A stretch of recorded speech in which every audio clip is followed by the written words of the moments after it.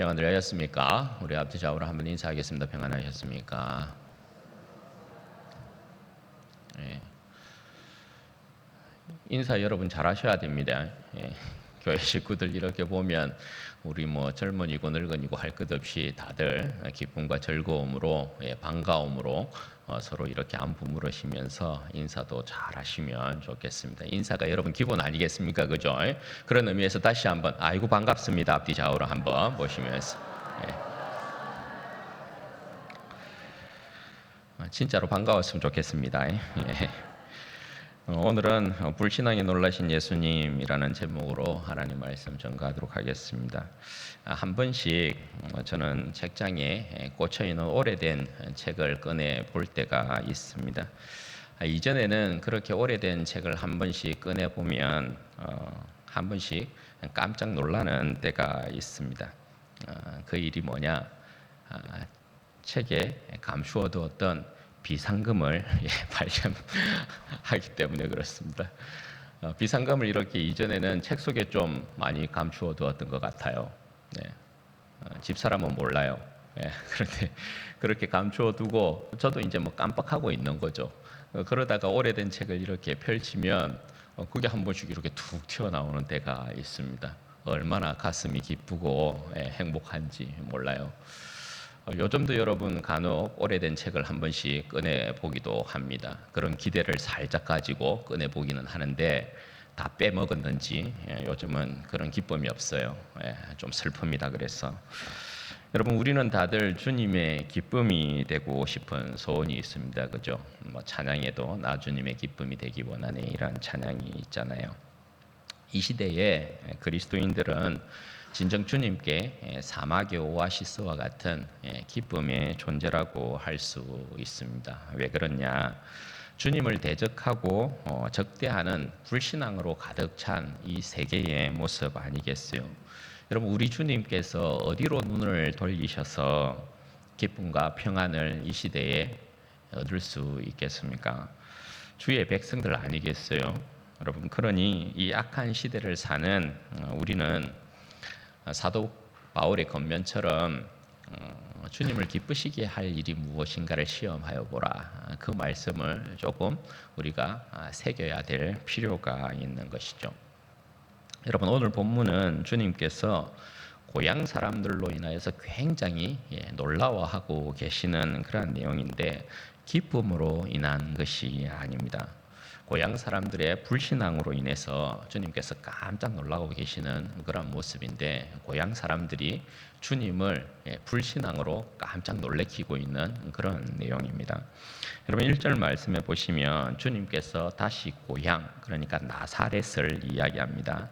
나사렛으로 가고 계시는데 제자들도 함께 했다 그렇게 말씀합니다. 이 장면은 주님께서 개선 장군으로서 금이 환영하고 있는 그런 모습이십니다. 맹보하니 우리가 지난 내용에서도 살펴보았지만 지금 주님께서 나사렛에 이르기 전까지 어떤 일들이 있었습니까?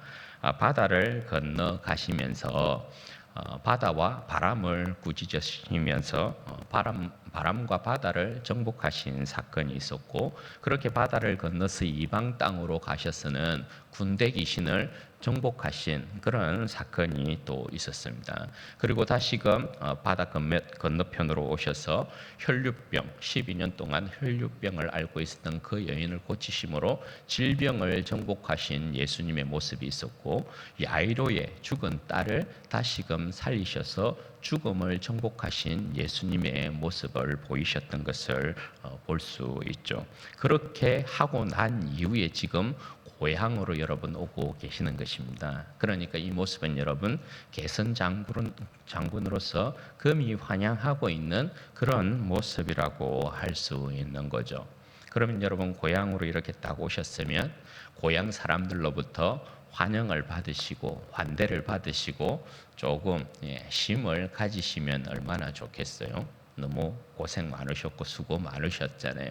그런데 주님께서 안식일이 되어서 또 그 백성을 가르치기 시작합니다.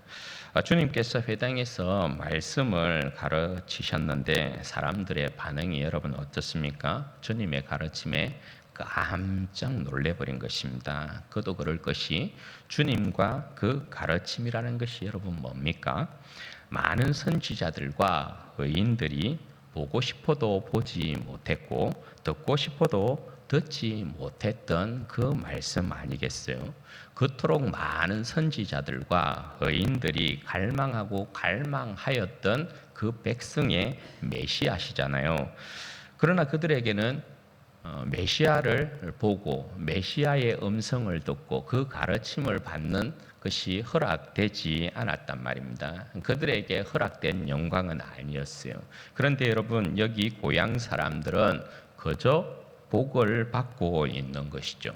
저들의 선지자들, 의인들, 저들의 조상들이 그렇게 원하고 바라던 저들의 메시아, 주님을 직접 보고 그의 온유한 음성으로 가르침을 직접 듣고 있으니 이 고향 사람들이야말로 복을 받은 사람이라 할 수 있는 거죠.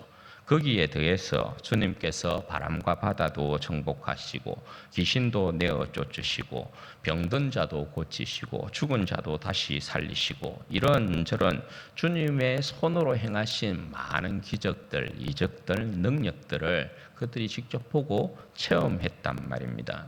그러면 여러분, 고향 사람들이 어떤 반응을 보여야 정상적이겠습니까? 2절, 3절 말씀을 보십시오. 안식일이 되어 회당에서 가르치시니 많은 사람이 듣고 놀라 이르되 이 사람이 어디서 이러는 것을 얻었느냐? 이 사람이 받은 지혜와 그 손으로 이루어지는 이런 권능이 어찌 됨이냐? 이 사람이 마리아의 아들 목수가 아니냐? 야고보, 요셉, 유다, 시몬의 형제가 아니냐? 그 누이들이 우리와 함께 여기 있지 아니하냐 하고 어떻게 했다고요? 예수를 배척한지라 이렇게 말씀합니다. 여러분, 가르침에 놀라고 지혜에 놀라고 그 권능에 놀랐으면 하나님께서 우리에게 메시아를 보내셨다, 그죠? 환영하고 영접하고 경배해야 할 건데 주님을 배척했다, 그렇게 말씀합니다. 배척했다라는 이 말은 걸려 넘어졌다, 마음이 상하고 떨어져 나갔다, 곧 실족했다라는 말입니다. 고향 사람들에겐 예수님을 알고 있었던 그 모든 이유가 저들을 실족하게 하는 원인으로 작용해버렸다, 그렇게 말씀하고 있는 거예요. 아니, 왜? 주님께서 저들과 함께 했다라는 것이, 주님을 저들이 잘 안다고 하는 것이, 주님의 부모를 알고 그의 형제를 안다라는 것이 어떻게 주님을 배척하고 실족하게 되는 이유가 되는 것일까요? 여러분, 왜 그것으로 인해서 이 고향 사람들이 걸려 넘어지고 마음이 상하고 떨어져 나가는 실족하는 일이 발생하게 되느냐 말입니다. 오히려 그것이 주님의 메시아됨을 더 잘 알 수 있는 이점이 될 수 있지 않습니까? 왜냐하면 모세가 말한 바 자신과 같은 선지자가 그 형제들 가운데서 일어날 것이다, 그렇게 여러분 말씀하고 있잖아요. 그런데 고향 사람들에겐 그것이 주님을 배척하고 실족하는 이유가 되어버렸다는 것입니다. 여러분, 이들이 잘 안다고 했던 예수님을 평가하는 모습을 여러분 한번 보십시오. 고향 사람들이 예수님을 어떻게 평가하고 있느냐, 잘 안다고 하는 예수님을 평가하는 이 모습을 보면 굉장히 예수님을 평가절하하고 있는 것을 보게 돼요. 먼저 마리아의 아들 목수 이렇게 이야기하잖아요. 유대인들은 아들을 지칭할 때 어미의 아들로 지칭하지 않습니다. 엄마의 아들로 지칭하지 않습니다. 북의 사회이기 때문에 아버지의 아들로 지칭하는 것이 일반적입니다. 그런데 여러분, 요셉의 이야기는 여기서 언급도 하지 않을 뿐더러 그냥 어미의 아들, 마리아의 아들이다, 그렇게 이야기하고 있단 말입니다. 이것 자체가 여러분 뭘 이야기하는 것이에요? 예수님을 아주 보잘것없는 낮은 이 신분의 사람으로 그렇게 언급을 하고 있는 거예요. 그리고 예수님의 직업이 여러분 뭐라고요? 목수입니다. 목수. 목수는 그 당시에 천박한 직업 가운데 속했던 직업군이에요. 그러니 마리아의 아들 목수라는 이 표현이 예수님을 얼마나 비천한 자로 묘사하고 있는지를 알 수 있는 거죠. 그리고 그 형제들, 자매들을 언급하면서 여러분 어떻게 합니까? 우리와 함께 여기 있지 아니하냐 그렇게 표현한다, 그죠? 그러니까 이 표현인즉 나사렛 사람이다 이 말이거든요. 나사렛은 여러분 요한복음에도 나오지만 선한 것이 나지 않는 동네로 인식되고 있는 것이 나사렛이에요. 그 나물에 그 밥 아니냐 우리처럼 그런 표현이거든요. 유유상종이라고 뭐 예수라는 저 청년이 뭐 엥가이 뭐 대단한 사람인가? 그렇게 지금 얕잡아 보고 있는 것입니다. 이것이 여러분 이 고향 사람들이 예수님을 배척하고 실족하고 있는 이유거든요. 예수님을 저들과 같은 부류의 사람으로 인정은 해도 메시아로서는 예수님을 인정할 수 없었단 말입니다. 이런 이유들로 인해서 그 가르침에 놀라워했지만 그 가르침을 받아들일 수 없었고 그 행한 일이 놀라웠지만 인정할 수 없었단 말입니다. 여기서 알 수 있는 것이 뭡니까? 선무당이 사람 잡는다 하지 않습니까? 어정쩡한 그 지식 말입니다. 예수님을 안다고 하는데 어정쩡한 그 지식 말이죠. 저들이 지금까지 겉으로 알고 있었던 예수님이 중요한 게 여러분 아니죠.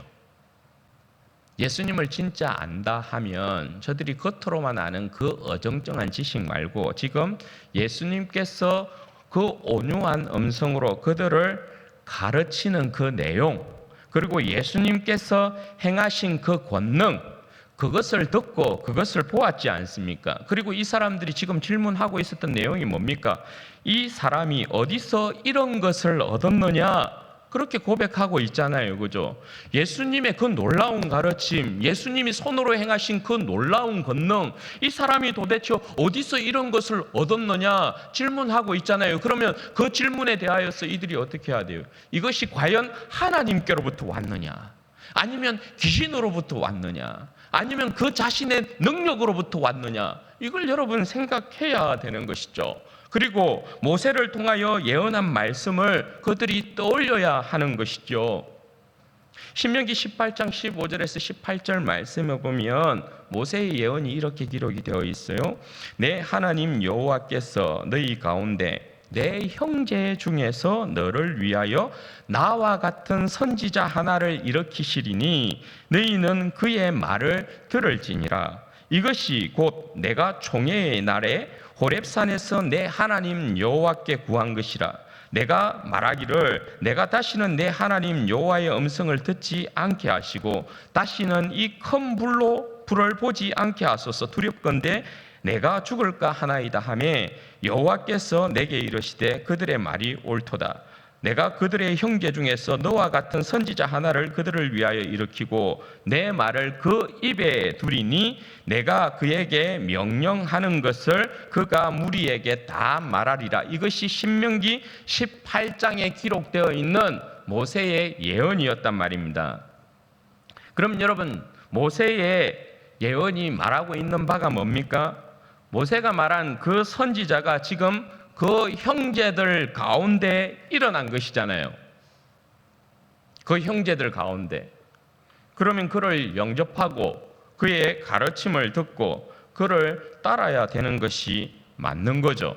그런데 가장 가까이서 가장 큰 은혜와 영광을 얻을 수 있었던 예수님의 고향 사람들이 예수님으로 인하여서 실족하고 예수님을 배척함으로 그 은혜와 영광에서 가장 멀어지는 사람들이 되어버리고 있는 것입니다.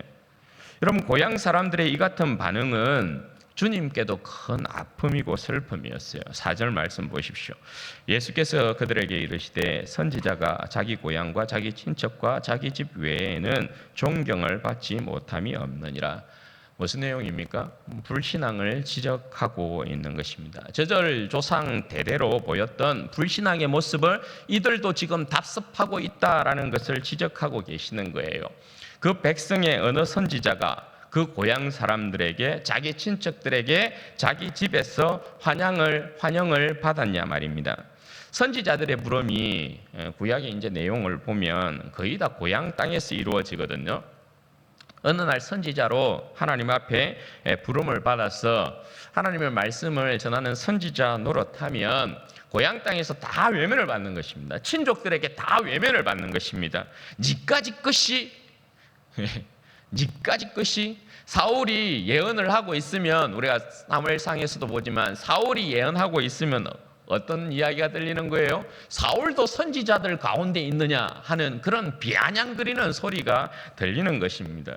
듣고 하니까 목사가 됐다고 아이고야 이란다고요. 예. 우리 고향에 가면 제 친구들이 네가 목사라고 이란다고요. 그러니까 환영을 받지 못하는 거죠. 여러분, 고향에서 핍박을 받은 대표적인 선지자들이 있어요. 그들이 누구냐? 디셉 사람 엘리야요. 엘리야는 여러분 아합 시대 때 활동한 유명한 선지자 아니겠어요? 엘리야가 디셉 사람으로서 하나님 앞에 부름을 받고 그곳에서 어떻게 하냐면, 하나님의 언약의 말씀에 따라 내 말이 있지 아니하면 하늘에서 비를 내리지 아니할 거다, 그렇게 예언한다고요. 그 예언을 하고 여러분 엘리야가 어떻게 됩니까? 그 예언하고 바로 숨습니다. 바로 그리 시냇가로 가서 숨게 됩니다. 왜냐하면 아합이 가만 안 둘 것이거든요. 그리 시냇가에 숨었다가 또 어떻게 합니까? 다시금 이방 땅인 시돈으로 도망갑니다. 왜요? 생명의 위협 때문에 그런 것입니다. 그리고 또 한 사람, 대표적인 사람이 선지자 예레미야입니다. 예레미야는 아나도 사람이거든요. 아나도 사람으로서 하나님 앞에 선지자로 부름을 받아서 그 나라가 망할 것이라는 것을 예언하니까 그 고향 사람들이 때려 죽이려고 합니다. 그래서 욕을 많이 본 사람이 선지자 예레미야예요. 그러니까 이스라엘의 참된 선지자들은 거의 다 그의 고향에서, 그리고 그들의 친척들로부터, 그리고 그의 집에서, 그의 백성들로부터 환영받기는커녕 거절당하고 핍박당하고 죽임을 당했던 것을 우리는 역사를 통해서 보게 되는 거예요. 그러나 하나님께서 여러분 선지자들을 부르시고 그들을 통해서 그의 음성을 여러분 들리시는 이유가 뭡니까? 아까 신명기 말씀 읽어드렸던 그 말씀이 그대로 나타나죠. 하나님께서 항상 그들의 선지자를 통하여서, 중보자를 통해서 하나님의 음성을 들리셨거든요. 그 이유가 여러분 뭐예요? 시내산에 임한 하나님의 그 두려운 음성을 직접 들으면 저들이 죽을 것 같았단 말입니다. 그러니까 그 백성들이 어떻게 했어요? 모세를 위로 올려보내면서 당신이 하나님의 음성을 듣고 우리에게 말씀해 주십시오, 그렇게 여러분 말씀한 것 아닙니까?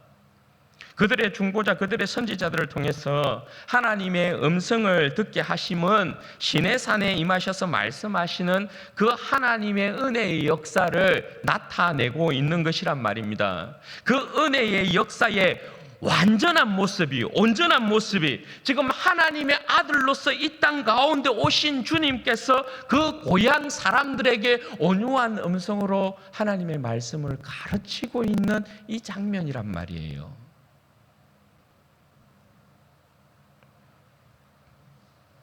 주님께서 하나님의 아들로서 이 땅 가운데 오셔서 그 백성들에게 그 온유한 음성으로 그 백성을 가르치고 계셔요. 권능의 손으로 하나님의 그 손의 영광과 능력을 펼치시는 거거든요. 그 이적들이 나타나고 기적들이 나타나고 능력들이 나타나고 있는 것이에요. 주님께서 이처럼 아버지의 그 영광과 능력을 보이시고 천국의 비밀을 알리고 계시는 거예요. 고향 사람들이 여러분 얼마나 큰 은혜와 영광을 지금 보고 있느냐 말이에요. 그걸 누리고 있느냐 말이에요. 그럼에도 불구하고 고향 사람들이 예수님을 배척하고 실족하는 일이 벌어지게 되었다라는 거예요. 이로 인해 주님께서 어떻게 하십니까? 5절 말씀에 보면 거기에서는 아무 권능도 행하실 수 없어 다만 소수의 병자에게 안수하여 고치실 뿐이었고, 이렇게 말씀해. 참 안 됐죠. 그러니까 앞서 말씀드린 것처럼 가장 큰 은혜와 영광을 누릴 수 있었던 고향 사람들이었지만 저들의 불신앙으로 인해서 주님께서 그의 권능을 나타내기를 기뻐하지 아니하셨어요. 아니, 나타낼 수가 없었어요. 왜냐하면 자신의 권능을 나타내면 나타낼수록 이들은 더 큰 의심을 가질 자들이었기 때문에 그래요. 따라서 그저 소수의 병자들에게만 안수하여 고치실 뿐이었다, 그렇게 말씀합니다. 여러분, 불신앙은 하나님의 은혜와 영광을 우리에게서 앗아갑니다. 그리고 그런 불신앙의 모습을 보인 고향 사람들에 대해서 주님께서 어떻게 생각하셨느냐, 6절 말씀 보십시오. 그들의 믿지 않음을 이상히 여기셨더라. 이에 모든 촌에 두루 다니시며 가르치시더라, 그렇게 말씀해요.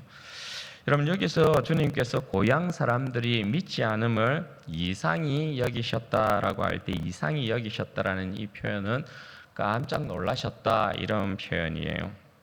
그러니까 고향 사람들의 불신앙의 모습이 지금 주님을 놀래키고 있는 거예요. 주님의 입장에서는 이게 굉장히 놀라운 일이라는 거예요. 어떻게 안 믿을 수가 있지? 이런 거거든요. 어떻게 나의 가르침을 듣고도 내가 행한 일을 보고도 어떻게 나를 안 믿을 수가 있지? 주님께서 깜짝 놀라고 계시는 거예요. 따라서 여러분, 주님께서 그 영광을 다른 마을과 촌으로 옮겨버리십니다. 이게 오늘 본문의 내용이에요. 사랑하는 여러분, 우리의 신앙은 어떻습니까? 우리 역시 불신앙의 모습으로 주님을 놀래키고 있지는 않습니까? 여러분, 우리에겐 주님께서 그 자신이 하나님의 아들이요 메시아이요 그리고 구원자라는 것을 오늘 여기 고향 사람들보다 더 확실한 증거로 보여주고 계시죠. 그게 여러분 뭡니까? 십자가의 죽음과 부활이에요. 예수 그리스도의 십자가의 죽음과 부활보다 더 명확하게 예수님이 하나님의 아들이시오, 예수님이 우리의 구원자시오, 예수님이 우리의 구주가 된다라는 걸 증거하는 일이 여러분 없다라는 것이에요. 하나님께서 아들을 이 땅 가운데 보내셔서 우리의 죄를 짊어지고 십자가를 지게 만들었어요. 그리고 예수님을 다시금 살리셨어요. 많은 사람들 앞에서 예수님이 다시금 죽음 가운데서 부활하셨다라는 그 증거를 보여주셨어요. 이처럼 여러분, 확실하여서 부인할 수 없고 부정할 수 없는 증거가 없다 말입니다. 우리 눈에 그것이 명확하게 보이잖아요. 성경에 여러분 명확하게 예수님의 십자가의 죽음과 부활이 기록되어 있잖아요.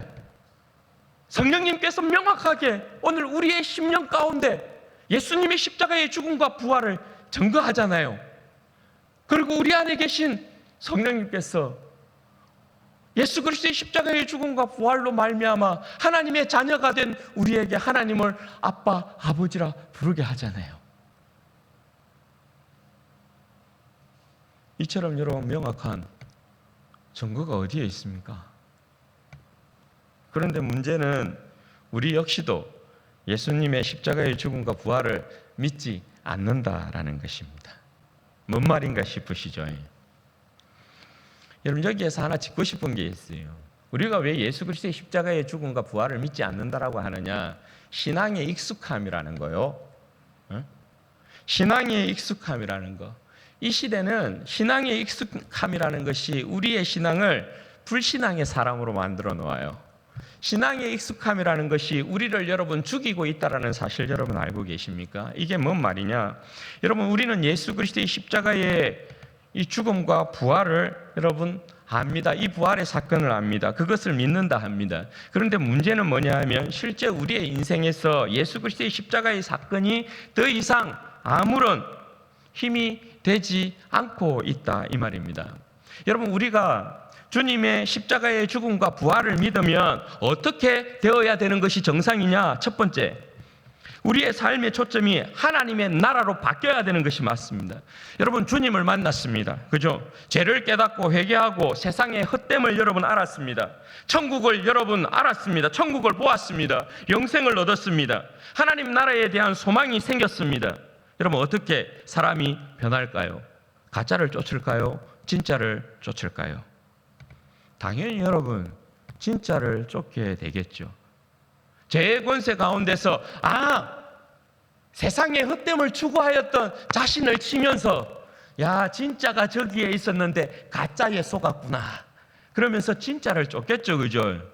그게 진짜 모습 아니겠어요? 그럼 여러분, 우리의 삶의 모든 관심, 우리의 마음과 뜻과 힘을 어디에 여러분 쏟을까요?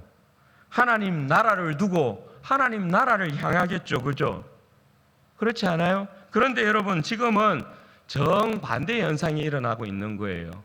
이 반대의 현상이 뭐냐 하면, 여러분, 예수 그리스도의 십자가의 죽음과 부활을 믿으면 우리의 관심이 하나님의 나라를 향하여 하고 우리의 모든 관심이 하나님 나라를 향하면서 우리의 모든 에너지가 그쪽으로 쏠려야 되는 것이 맞는데, 이 반대의 현상이 뭐냐면 우리는 이 복음을 가지고 예수 그리스도의 십자가의 죽음과 이 부활의 사건을 가지고 이 세상을 위한 삶, 이 세상 안에 살아가는 삶, 그것에 여러분 우리의 힘과 에너지를 쏟는다라는 거예요. 굉장히 여러분 희한한 사건이 발생하고 있는 거죠. 우리의 모든 삶과 우리의 목표가 하나님의 나라라는 우리의 목표가 분명한 거거든요. 그런데 세상 지향적인 사람으로 바뀌는 거예요. 이게 여러분 뭐예요? 예수 그리스도의 십자가의 죽음과 부활을 헛되게 믿고 있는 거죠. 잘못 믿고 있는 것이란 말입니다. 예수 그리스도의 십자가의 죽음과 부활은 이 세상에 부요함을 던지기 위한 복음이 아니거든요. 이 세상에서 삶이 가난하지만, 병들고 아프지만, 연약함과 나약함에 둘러싸여 있어서 소망 가질 수 없지만, 그 가난함과 병듦과 힘들고 어려움이 하나님의 나라에 대한 소망을 두고 오늘 내 힘들고 고통스러운 이 삶을 이겨내는 그 넉넉한 힘으로 작용하는 거거든요. 그게 복음이잖아요. 그런데 현대인들은 탐심의 복음, 탐욕의 복음으로 물들어서 하늘나라의 복음을 이 세상의 부요함과 영광과 안위를 던져다 주는 그 복음으로 변질시키는 거예요. 그런데 여러분, 그건 잘못된 것이라고요. 우리가 예수 그리스도의 십자가의 죽음과 부활을 믿으면 반드시 우리의 모든 삶의 초점은 하나님의 나라에 있어야 된다는 거예요. 어떻게 여러분 일주일 동안 여러분의 삶의 모든 에너지가, 힘이 하나님의 나라로 향하고 있었습니까? 잘하신 거예요. 그게 여러분 예수 그리스도의 십자가의 죽음과 부활을 믿고 있다는 거거든요. 그리고 두 번째요, 예수님의 십자가의 죽음과 부활을 우리가 믿으면 주님의 말씀이 내 삶의 절대적인 진리로 자리 잡고 있어야 된다라는 거예요. 이건 무슨 말이냐 하면 우리의 모든 생각이나 우리의 행동이나 판단이나 결정이 주님의 말씀에 따라 이루어지는 삶을 이야기하는 거예요.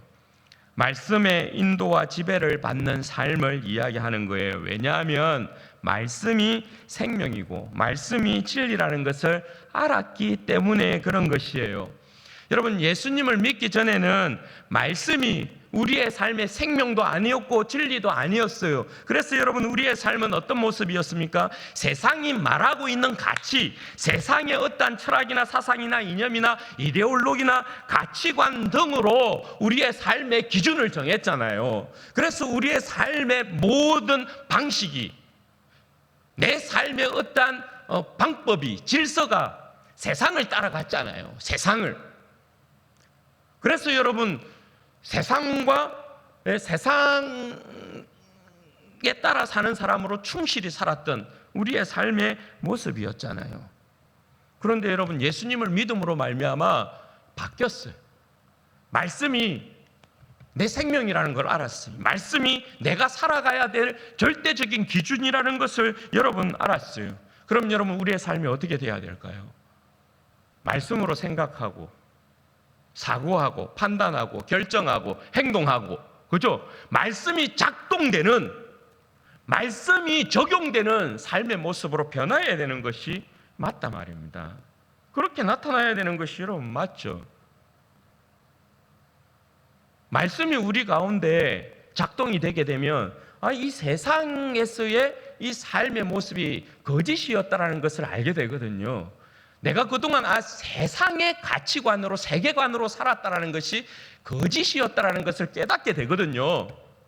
그러면 여러분, 말씀으로, 우리는 하나님의 말씀으로 살아가게 되는 것이 당연하게 나타나야 될 모습이라고요. 여러분, 우리는 세상에 노출되어 있습니다. 그죠? 세상 안에 살아간단 말입니다. 세상은 여러분, 세상대로 흘러가는 거대한 세상의 방식이 있습니다. 주님의 말씀이 내 인생의 행동 양식을 인도하지 않으면 우리는 분명히 세상적인 질서와 방식에 동화됩니다. 반드시요. 세상에 여러분 동화되면 세상에서의 빛이나 소금으로서의 모습이 절대 여러분 나타나지 않게 되어 있어요. 세상 사람과 다름이 절대 없게 되어 있어요. 여러분, 세상에 동화되어 사는 사람들의 특징이 있어요. 그리스도인인데 세상과 동화되어 사는 사람들의 특징이 뭐냐? 이 사람들은 세상과 타협하는 것에 굉장히 익숙해져 있어요. 그리고 세상적으로 사는데 굉장히 여러분 익숙해요. 친밀해져 있어요. 세상적인 방법, 질서, 방식, 생각, 행동 그대로 여러분 따라가고 그 삶의 모습에 있어서 그 모습이 그대로 나타나요. 어떻게 보면 이 사람들은 세상과 타협하는, 세상에 익숙해서 살아가는 그리스도인은 세상 사람들보다 더해요. 왜냐? 그리스도 안에 있는 이 자유를 방종의 기회로 삼기 때문에. 세상 사람들이 볼 때는 야, 저 사람 더하네, 이런 소리를 반드시 들어요. 네. 그래서 무서워요. 어정쩡한 지식을 가지고 예수님을 믿는 사람들의 모습을 보면 그리스도 안에 있는 자유를 방종의 기회로 삼아버리거든요. 그리고 이 사람들은 죄에 대한 인식이 굉장히 가볍습니다. 진리의 말씀을 받는 것과 그 말씀을 따라 사는 삶을 굉장히 가볍게, 우습게 여겨버려요. 그러나 여러분, 말씀의 사람은 세상의 방식과 질서, 세상의 권세를 자신의 행동 양식으로 받아들이지 않습니다. 타협하고 친밀해지고 익숙해지는 것이 아니라 오히려 항거하고 싸우고 자신의 믿음을 그 안에서 지켜내는 것입니다. 그러니까 이들은 말씀의 거대한 힘에 따라서 움직이는 사람이에요. 생명의 거대한 말씀이 이들의 삶을 작용하는 힘이에요, 직접적인.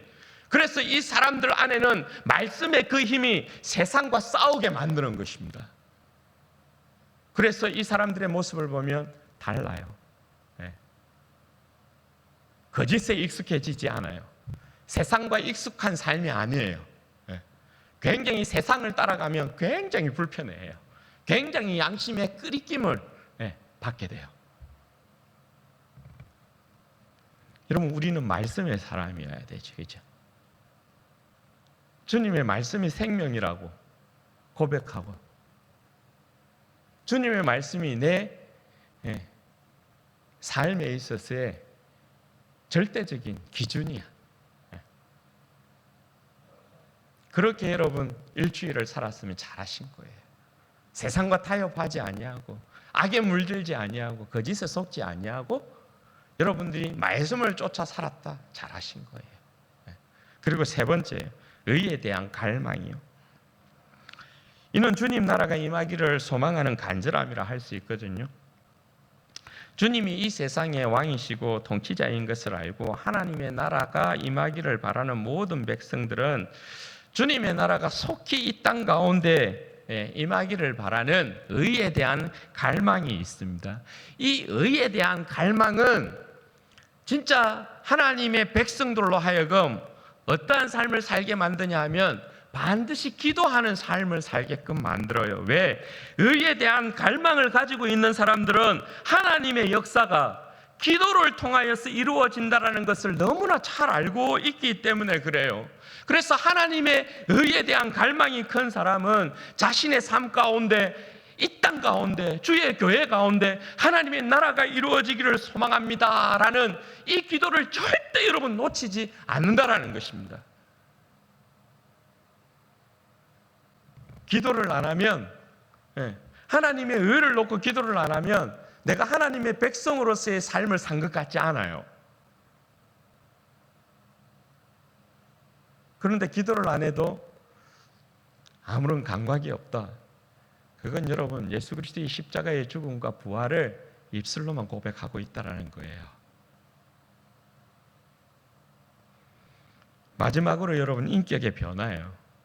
예수 그리스도의 십자가의 죽음과 부활이 진짜 내 삶에 완전한 것으로 임하면 반드시 인격의 변화라는 게 여러분 찾아와요. 십자가의 죽음과 부활을 믿으면 반드시 그 사람의 인격도 변합니다. 인격도 예외가 아니란 말이에요. 왜? 새로운 피조물로서의 탄생으로 탈바꿈하기 때문에 그래요. 그래서 필히 여러분 주님을 닮아가게 돼요. 우리 안에 계신 주님의 성령이 우리 안에서 역사함을 따라서 반드시 주님의 인격을 따라가게 되어 있다는 것입니다. 그래서 예수를 믿는 사람은 주님을 닮은 사람이에요. 그래서 빛의 자녀로서 모든 착함과 의로움과 진실함의 그 열매를 맺는 것입니다. 그런데 여러분, 신앙의 익숙함이라는 것은 말입니다, 이 모든 것을 우리의 삶의 실제적인 능력이고 실제적인 힘으로 작용해야 될 이 모든 것을 전부 어떻게 만드냐면 전부 다 사변화시켜요. 신앙의 익숙함이라는 것이요. 안다 하는데, 믿는다 하는데 삶의 실질적인 부분에 있어서 결단코 믿음의 행위가 드러나지도 나타나지도 않는다라는 거예요. 그냥 여러분 보십시오. 말씀에 익숙해요. 말씀을 듣는 것에 그냥 익숙한 거예요. 말씀을 그냥 보는 것에 익숙한 거예요. 여러분 기도에 익숙합니다. 찬양하는 것에 익숙합니다. 예배를 드리는 것에 익숙합니다. 교제를 하고 교회 생활을 하는 것에 익숙합니다. 그저 여러분 모든 것이 형식적인 익숙함일 뿐이지 말씀 듣고 말씀을 보고 기도를 하고 찬양을 하고 하나님 앞에 예배드리고 함께 교제함에 있어서 그 가운데 나타나는 실제적인 삶의 능력들이 없단 말입니다. 절대 나타나지 않아요. 그냥 익숙함일 뿐이에요. 익숙함.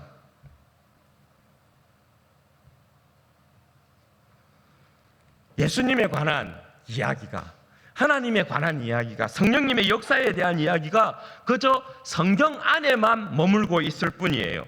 성경 안에서 이루어진 역사이고 성경 안에 갇혀 있는 그런 역사이지 오늘을 살아가는 내 자신의 삶과 무관한 것입니다. 들을 때는 이 이야기를 들을 때는, 이 역사를 볼 때는 고향 사람들처럼 그래요.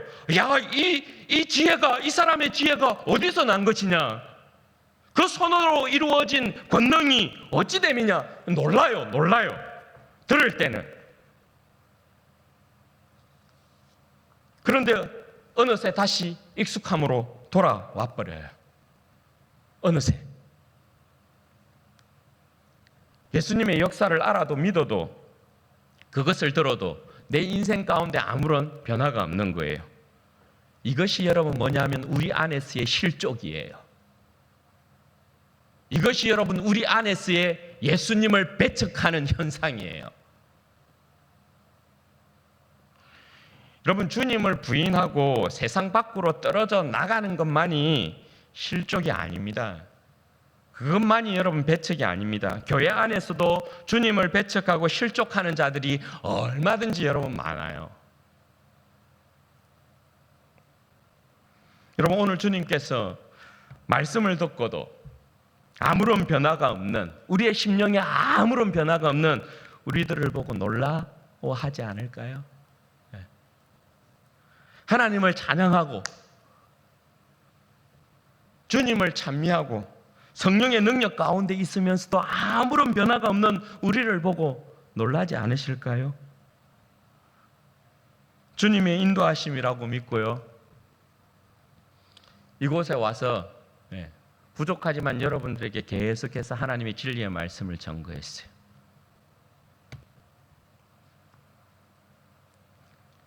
쉼 없이 주님께서 부족하지만 이 부족한 이 나부랭이와 같은 인생을 이곳 가운데 주님께서 부르셔서 여러분들에게 말씀을 전거하게 하셨다고요.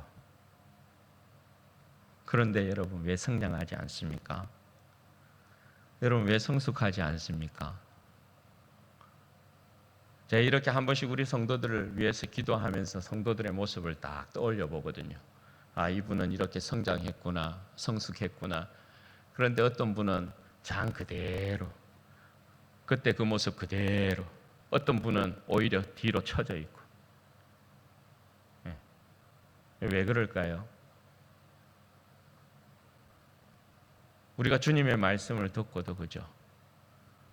주님의 능력을 보고도 성령께서 우리 안에 역사함에도 왜 우리는 여러분 성장하지 않을까요? 왜 여러분 우리는 성숙하지 못할까요? 무슨 현상 때문일까요? 그저 듣는 말씀인 거죠. 익숙한 그저 선포되는 말씀에 그저 듣는 말씀이죠. 듣는 둥 마는 둥 하는 그저 그런 말씀이죠. 그저 여러분 오늘도 와서 드리는 예배인 거죠. 그저 형식적인 예배인 거죠. 그저 익숙한 예배인 거죠. 이 가운데서 하나님의 임재와 하나님의 그 영광의 얼굴을 대면하고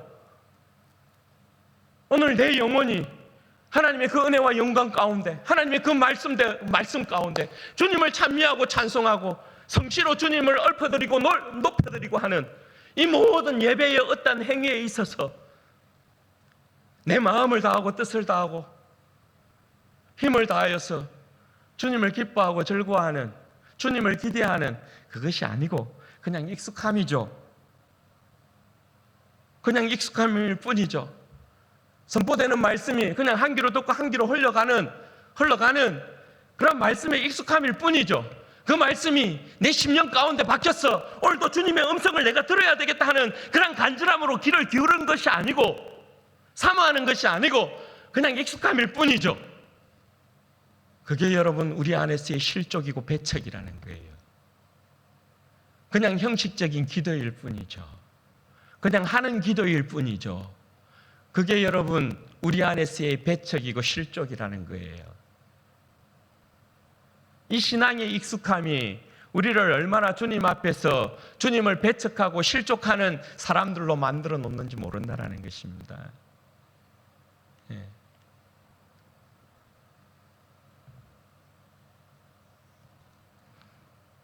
말씀을 들었으면 즉시 순종하고 자복하고 회개하고 달라져야 되는 게 정상 아니겠어요?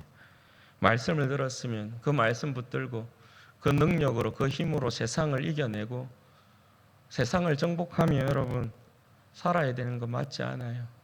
말씀을 들었으면 그 말씀 가운데 위로를 얻고 다시 여러분 우리의 삶에 힘을 내고 다시금 시작해야 되는 것이 여러분 맞지 않겠어요?